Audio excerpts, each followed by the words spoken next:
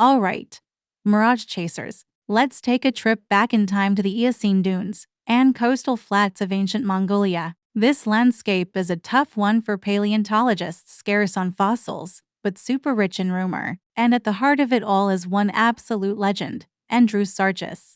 Now, what do we actually know about this beast? Well, pretty much everything comes from a single, enormous skull. We're talking about a 3-foot-long skull with a long snout and some seriously powerful molars. For years, people couldn't decide what it was, a giant wolf or some kind of hyena whale. The truth is actually weirder and way more interesting. Andrewsarchus was an artiodactyl, meaning it's a distant relative of modern hippos, not dogs or hyenas. This skull tells a fascinating story. Those back teeth were made for crushing bone. The premolars were for slicing.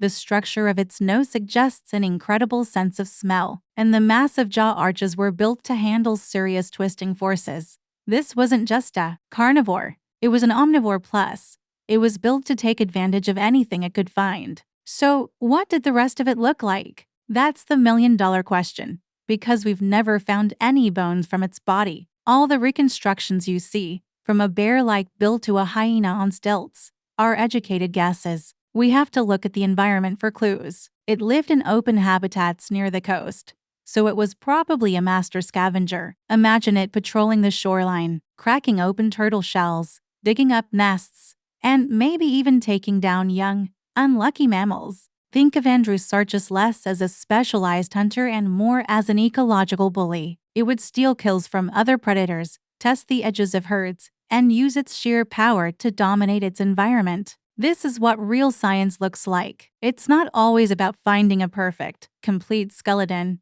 Sometimes you have to build the story from the pieces you have, carefully and honestly. So, what happened to this heavyweight champion?